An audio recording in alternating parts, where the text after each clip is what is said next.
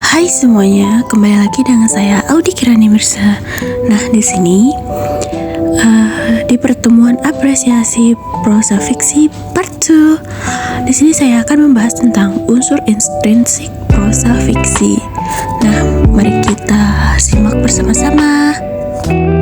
Nah, menurut Dweller dan Warren dalam Nurgiantoro pada tahun 2018 berpendapat bahwa unsur intrinsik merupakan unsur pembentuk karya sastra yang berasal dari dalam karya itu sendiri.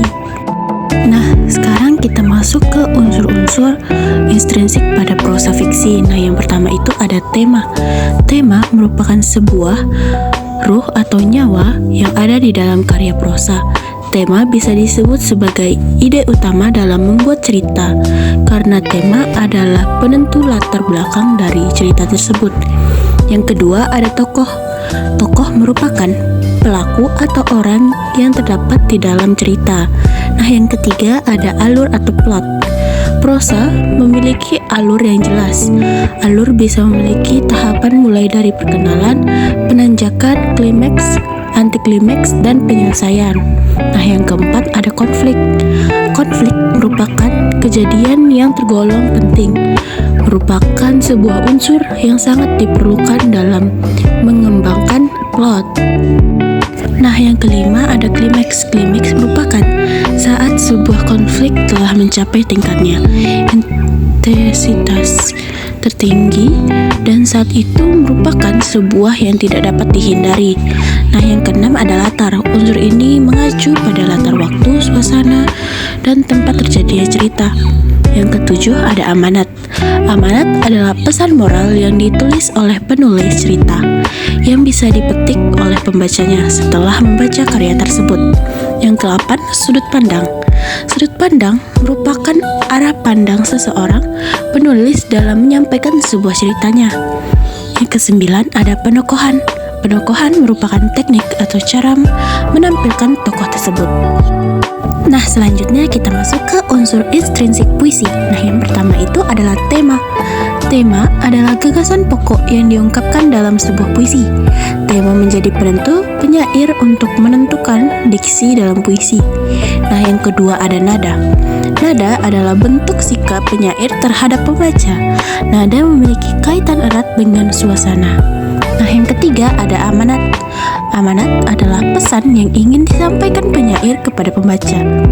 Melalui puisi yang dibaca, pembaca dapat memperoleh amanat secara tersurat ataupun tersirat. Nah, yang keempat itu ada rima.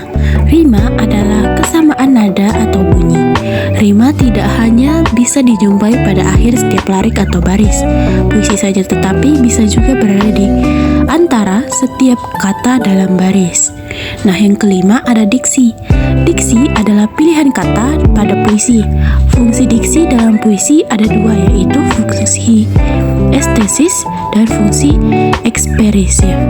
Fungsi estesis berarti diksi berguna sebagai unsur yang memperindah puisi. Sedangkan fungsi ekspresif berarti diksi digunakan sebagai unsur yang membantu penyair menggunakan ekspresi yang ada di dalamnya. Yang keenam ada kata konkret. Kata konkret maksudnya itu adalah keinginan penyair untuk menggambarkan sesuatu secara lebih konkret atau yang berwujud.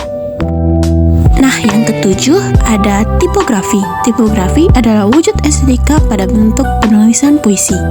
Yang ke-8 ada imaji. Imaji adalah kata atau rangkaian kata yang dapat memperjelas apa maksud dan tujuan penyair. Pengimajian dilakukan agar puisi mampu menggugah imajinasi pembaca melalui penginderaan. Yang ke-9 ada gaya bahasa. Gaya bahasa adalah cara penyair menggunakan rangkaian kata dalam mengungkapkan sesuatu. Dalam sebuah puisi, gaya bahasa banyak dijumpai dalam bentuk rangkaian kata yang bersifat konotatif, berlebihan, bahkan terkesan merendahkan diri. Nah, itulah penjelasan tentang unsur intrinsik prosa fiksi dan unsur intrinsik puisi. Nah, di sini kita membahas tentang perbedaan unsur intrinsik prosa fiksi dan unsur intrinsik puisi. Yang pertama, di dalam puisi terdapat lirik atau baris, sedangkan di dalam prosa fiksi tidak ada. Yang kedua, di dalam unsur intrinsik prosa fiksi terdapat tokoh, sedangkan di puisi tidak ada. Yang ketiga, di dalam unsur intrinsik prosa fiksi terdapat alur, sedangkan di puisi tidak ada. Nah, yang keempat, di dalam prosa fiksi terdapat sudut pandang dan penokohan, sedangkan di puisi tidak ada nih. Yang kelima, di dalam puisi terdapat tipografi, sedangkan di prosa fiksi tidak ada. Sekian penjelasan saya tentang unsur intrinsik prosa fiksi dan unsur intrinsik prosa puisi dan perbedaannya. Kembali lagi di lain waktu. Bye-bye.